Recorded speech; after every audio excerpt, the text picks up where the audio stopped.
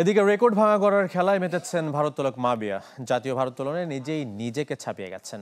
এবার ভার তুলেছেন 210 কেজি, যা দেশের নারী ভারোত্তোলনের সর্বোচ্চ রেকর্ড গড়ে মাবিয়া জানালেন এসএ গেমসে হ্যাট্রিক স্বর্ণপদকের লক্ষ্যে নিজেকে প্রস্তুত করছেন।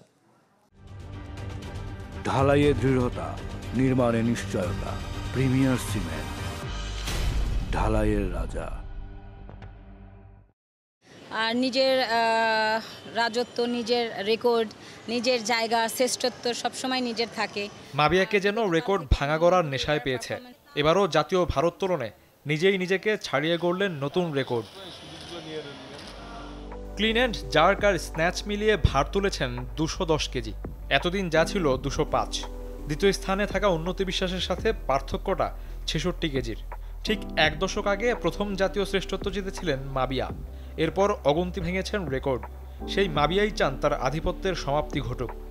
আমি চাই যে একটা আফসোস যে নিজের নেশাটা কেউ যদি এসে আমারটা ভাঙতে পারতো, তাহলে হয়তো বা নিজের কাছে ভালো লাগতো যে আমিও মানুষ, ও মানুষ, কেন আমার একজন কম্পিটিটার হয় না, একা একা আর কতদিন। টানা 2 এসএ গেমসে জিতেছেন স্বর্ণপদক। এবার প্রস্তুত হচ্ছেন হ্যাট্রিকের লক্ষ্যে। তারও আগে খেলবেন ইসলামিক সলিডারিটি গেমস। তবে মোকাবিলা করতে হচ্ছে নানা প্রতিবন্ধকতা। আমরা কিন্তু হোস্টেলিংয়ের টাকা পাই না। হ্যাঁ, আমরা যে ডাইটের আমাদের যে বাজেট, এই ডাইট কিন্তু আমরা অনেক দিন হয়েছে পাই না। ক্যাম্প কতদিন শুরু হয়েছে, আমরা তার মধ্যে এখনো পর্যন্ত ক্যাম্পের টাকাই ঠিকঠাক মতো বুঝে পাই নাই।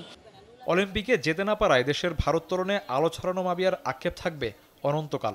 তাই ক্ষোভ ঝেড়েছেন, ইঙ্গিত করেছেন বিদেশে পালিয়ে যাওয়া অ্যাথলেটদের। যারা স্কলারশিপ পেয়েছে তারা কিন্তু এখন আর রাষ্ট্রকে রিপ্রেজেন্ট করছে না। তারা যার যার মতো অন্যান্য দেশে সেটেল হয়ে গেছে, তারা খেলাও ছেড়ে দিয়েছে। তো আপনি কাকে স্কলারশিপ দিয়ে রাষ্ট্রের জন্য তৈরি করেছিলেন? এবং যাদেরকে অলিম্পিক খেলিয়েছিলেন অল্প বয়স বলে, ইভেন্ট পসিবিলিটি আছে তাই বলে, আপনি নিজেই ডিসিশন নিয়ে নিলেন যে ওয়েট লিফটিংয়ে কোনো পসিবিলিটি নাই। 4 দিনের জাতীয় আসর শেষ হবার আগেই মাবিয়া পেয়েছেন নারীদের সেরা ভারোত্তোলকের পুরস্কার। শফিউদ্দিন শাওন, চ্যানেল 24, ঢাকা।